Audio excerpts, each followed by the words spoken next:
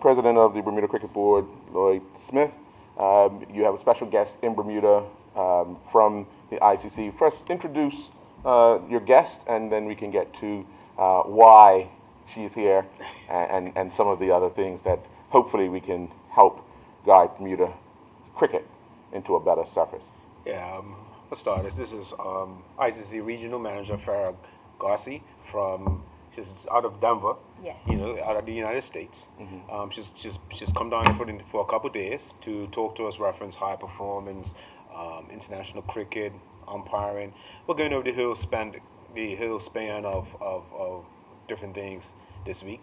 I'm trying to get her for a few months mm-hmm. to get done and all, but she will give you more in depth of the reason why she's come by. Okay. Thank you, Lloyd. So myself and Zubin Sikari, our development officer, are down to Bermuda. Bermuda are one of my members of the 16 that we manage of the growth and development. More specifically to Bermuda, we have done a governance review. We're looking to talk about the projects that ICC Americas are looking to roll out with Bermuda, Project Wildfire, coaching, umpiring, also the Women's Legacy Programme, which is, some of you may know, with the Women's T20 over in Antigua this year. We as a region are trying to make the most of that opportunity. So we're going to launch the Mothers and Daughters Programme with Bermuda as well. And also the global strategy. I have the draft version of what is going around in ICC head office at the moment, a global strategy of where cricket is going to be in the next 10 years. Mm-hmm. I think it's important for us to come down and see our members, especially with Neil and Lloyd, and to discuss opportunities, not only what we are putting on the table and the services that we as a region are looking to do to support our members, but also understand their frustrations, their challenges. Where can we best support them? Where can we use our resources to align them with their strategy as well? A lot of work for us to go through in the next couple of days, but so far it's been fantastic just to see some of the facilities, just to see as now this presentation with the under 15s, and hopefully we can support our members like Bermuda in the best in terms of enhancing the growth of grassroots as well as high performance. I'll have to say it. Yeah, sorry. But from a media standpoint, sure. Looking at ICC Americas, I'm always one looking for information, and the information tool is the ICC Americas website. Yeah. Down and out, hasn't been updated in years, and when can we see that so information can be shared amongst the 16 in the region and others? Absolutely, and I agree with you. It is, I can honestly say, it's a work in progress at the moment because we do not manage that website as a region. A lot of our media and communication, what we do manage is Facebook and Twitter at the moment. That's mm-hmm. probably most up to date. Head office are looking to, with the regional websites, to conform it into an associate's website. Mm-hmm. So a lot has been stopped, opposed to just making some groundwork to put on this new website. So you will see something, and I'm hoping towards the end of the year. I can't make promises there will be. It's something that's been a heated discussion over in our global development team as well. But it's something ICC are managing to bring all the regions together. Mm-hmm. We can promise that Twitter is always up to date. Right. Facebook will be coming up to date as well. But yeah, we will share that as soon as we can. And another investment that we are looking at, and this is just regionally, is a SharePoint, a platform where we can share best practices with other with other members as well. Now, the region once had 4 representatives or 3 representatives in World Cups. Yeah. When you say West Indies, either USA and Canada, or USA, Bermuda, or Bermuda, Canada, and West Indies, we've seemed to have fallen off the wagon of sorts. How do you plan to sort of help everyone revive and get back to some level of respect, cricket-wise, worldwide? Yeah, absolutely agree with you on that. They have dropped off. I think it's as well as looking, and with the members, I always get the responses that we need more competition, we need more tournaments. And that is equally as important as the grassroots development, because you need for them to aspire to. At the moment, I think what we don't have is a structure other than the pathways for ICC, which are, you have a very strict pathway criteria to meet. We need to look at more regional tournaments within each other. But again, that has to be looked at domestically. The members have to look at the domestic structure, opposed to then spend the money on members and tournaments and an infrastructure that looks bigger than just the member structure. A lot more competition, but also the development into high performance. So, for example, academy. So if we look at with America's been quite a large region. So if we look at an academy or a high performance academy, north, south, or central, then we've got the high performance as well, and we've got the players that are consistently playing at a better rate. I think there's a lot of work for us to be done, but I think infrastructure domestically has to work as well. President, you just returned last night from Broward County, where West Indies played Bangladesh in the 2020 tournament. Yes. Had an opportunity to speak with the West Indies president. What's some of the discussions you guys, what you can share with us, as far as how West Indies can kind of help this region?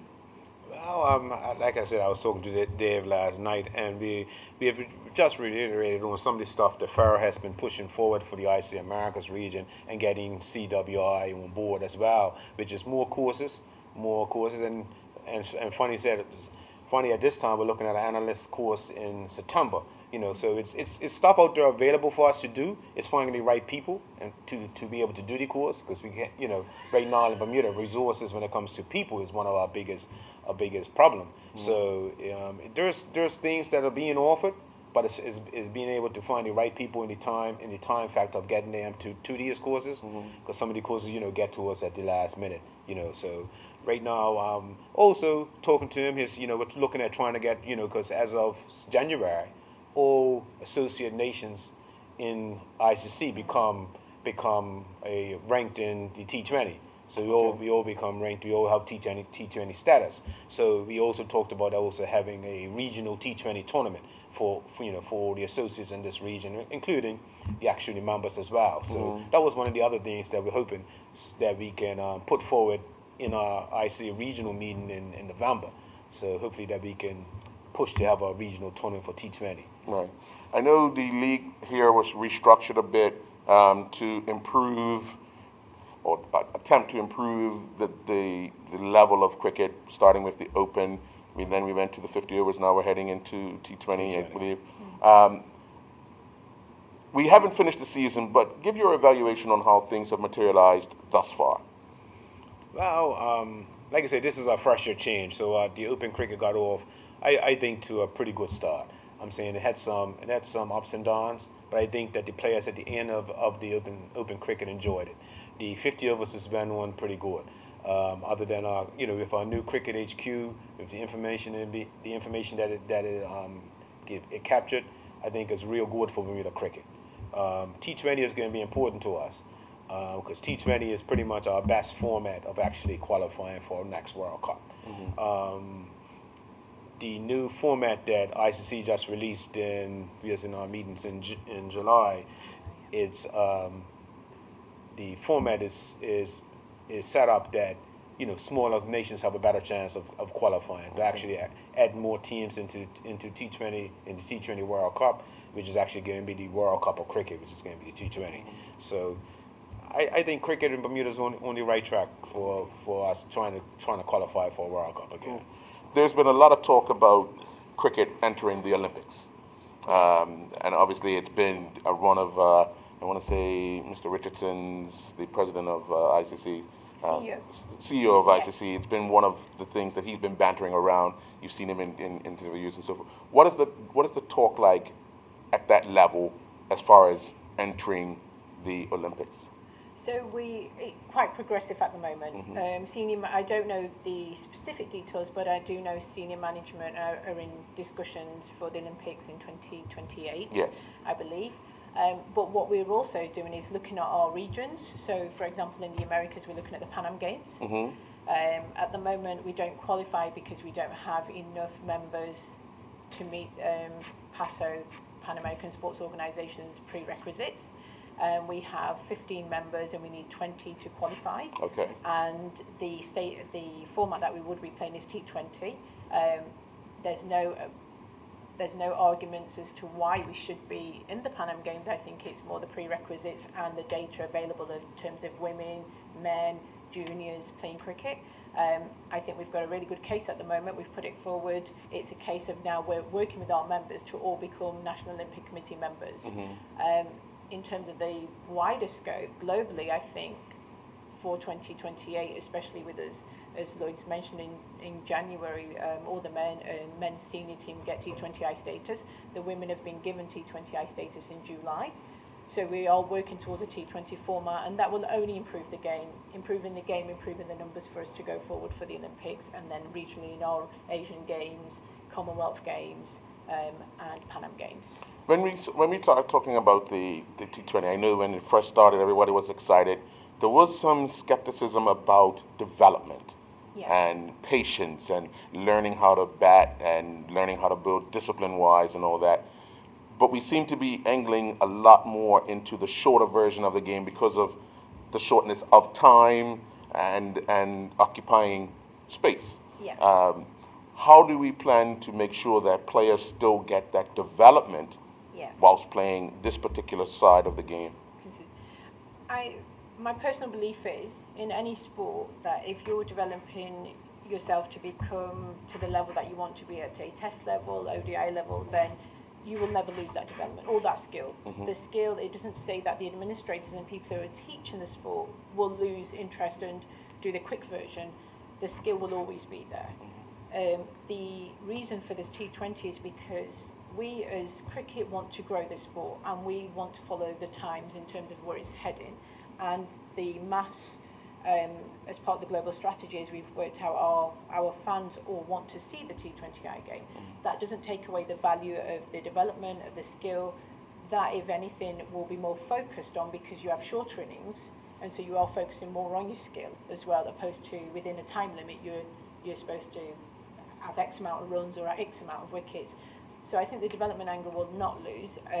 Something to mention as well, whilst you're mentioning about the T20, and I don't know how this is going to go down well with the absolute cricket lovers, is Project Wildfire. So we are, as a development team, we have looked at cricket can be played anywhere, everywhere, 3 overs, 5 balls per over, 2 balls per over. We're trying to modify the game so it suits everybody. We're not talking about the development and the competition status of the game. This is more the social activity of the game. So I guess it's a balance of trying to keep that fine competition and development, but also for interacting with more people and growing the game so we don't lose cricket. And for a real cricket passionate lover as we are around this table, we'll never want to see the end of the game. So for us is to keep looking at ways we can keep our audience, if not attract more.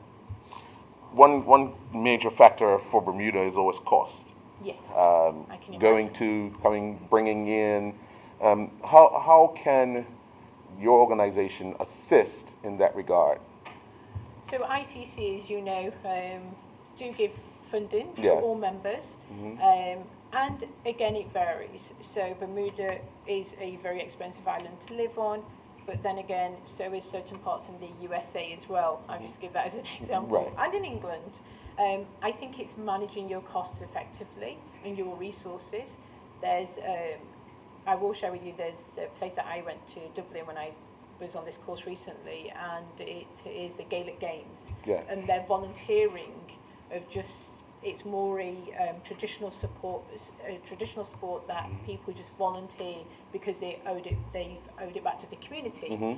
So I think the volunteering aspect is massive.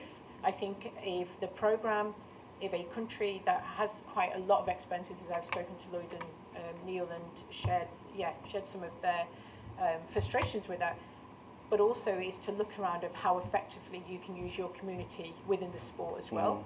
Not only that, with the money that is given, is to how effective and how do you make that investment go a long way. what programs can you put in at the moment that are over-costing that you could take, for example, a tournament out.